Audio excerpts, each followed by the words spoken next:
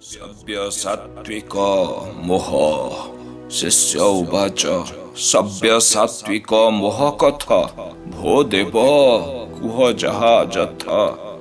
श्री गुरुस्वामी उवाच गुरुंक वाक्य को न मानी स्थूलरे गुरुंक चलणी अनुकरण करी थाए सभ्य सात्विक कुहा जाए।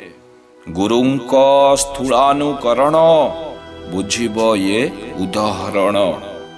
गुरुबा गंजन मोहर प्रकार भेदरु द्रव्य सात्विक मोह सेवा सात्विक मोह ओ कृति सात्विक मोह संपर्करे अध्ययन करी जिज्ञासु शिष्य उत्कंठार सहित सभ्य सात्विक मोहर गुण धर्म एवं करणीर फलाफल संपर्करे जानिबाकु जिज्ञासा करन्ते जगत स्वामी गुरुस्वामी तांकर दर्शन तत्वरु सभ्य सात्विक मोहर संज्ञा निरूपण करी प्राणप्रिय शिष्य निकटरे प्रकाश करन्ति। कौनसी न कौनसी कारणरु आघात प्राप्त आहत व्यक्ति गुरुंक निकटरे आश्रित होई दुखर विनाशार्थे गुरुंक ठारु धर्मधारा ग्रहण करे, किंतु जेहु मोहवशरु शिष्य धर्मधाराभिमुखी न होई गुरुंकर स्थूल वेशमुखी होइथाए ताहाकु सभ्य सात्विक मोह कुहाଯାଏ। यही मोह हेतु शिष्य गुरुंकर स्थूल वाक्य को न मानी तांकर स्थूल चलनी विधि को अनुकरण करी सही ढांचारे निजकु गढ़ी तोले। एथिपाई मोहग्रस्त शिष्य को सभ्य सात्विक मोह भाव जोगाए।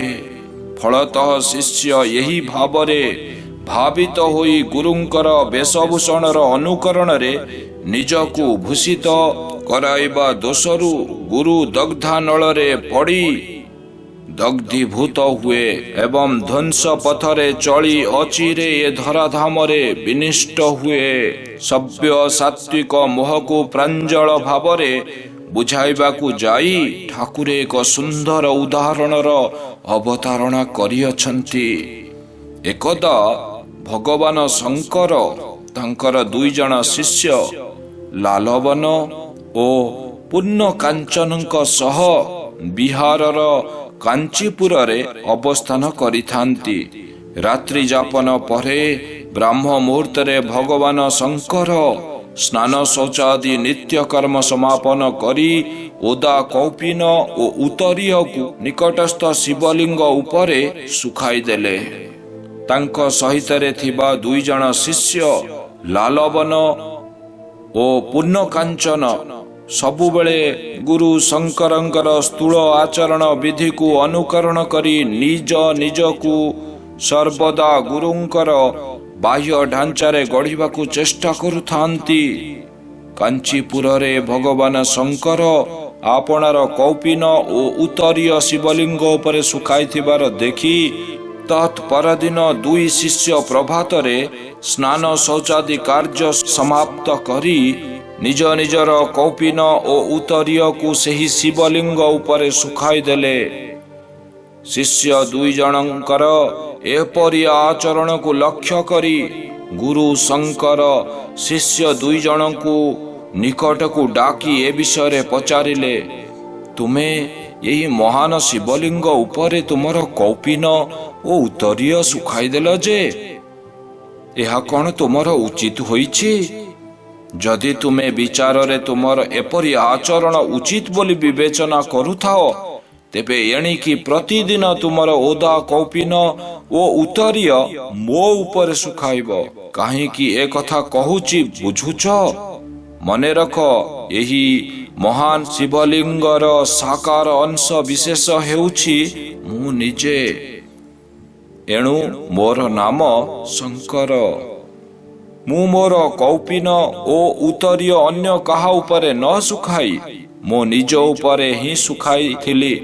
ए तत्व बा तथ्य को बुझिबाकु प्रयास न करी तुमे जेतेबेले तुमर निज विचार बुद्धि रे यही लिंग उपरे कौपिन सुखाई पारिल ମୋ ଉପରେ କୌପିନ ନ ଶୁଖାଇବ କାହିଁକି?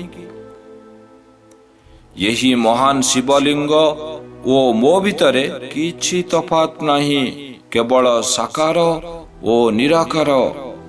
ଭଗବାନ ଶଙ୍କରଙ୍କର ଏହି କଥାର ମର୍ମ ଶିଷ୍ୟ ଦୁଇ ଜଣ ବୁଝିପାରି ନିଜକୁ ନିଜେ ମର୍ମାହତ ହେଲେ।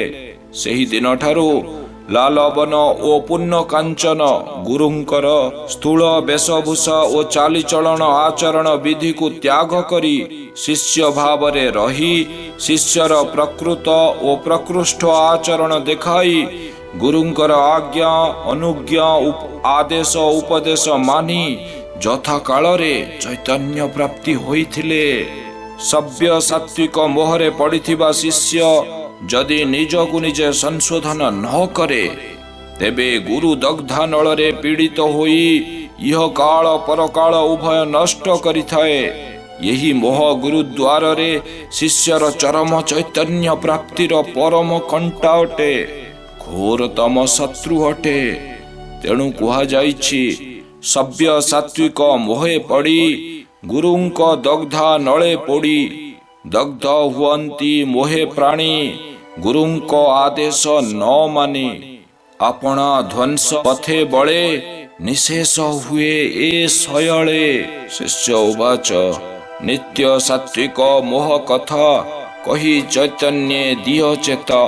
ଶ୍ରୀ ଗୁରୁସ୍ୱାମୀ ଉବାଚ ଗୁରୁଙ୍କ ବାକ୍ୟ ଆଚରଣ ପାଳି ନିଷ୍ଠାରେ କିଛି ଦିନ କରି ଶିଷ୍ୟ ଅବଲମ୍ବନ ଚଳଇ ସାତ୍ୱିକ ଚଳନ।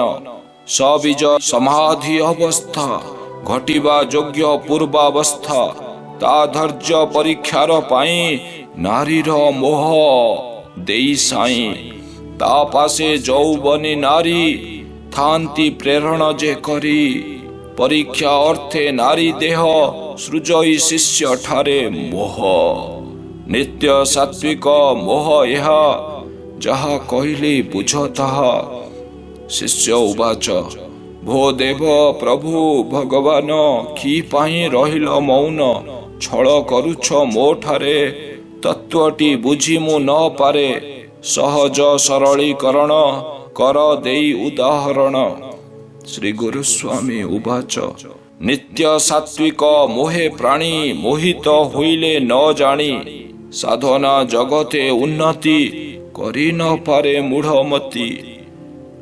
ଯାବତ ସ୍ଥୂଳ ବୀଜ ନଷ୍ଟ ନୋହିଛି ମୋହେ ଭୋଗେ କଷ୍ଟ। ସ୍ଥୂଳ ବାଦିଏ ମୋହେ ପଡ଼ି ସାଧନା ପଥୁ ଯାଆନ୍ତି ଗଡ଼ି। ଯେ ପ୍ରାଣୀ ସୂକ୍ଷ୍ମ ବାଦୀ ହୋଇ ଏ ମୋହ ତାଙ୍କୁ ନ ଲାଗଇ।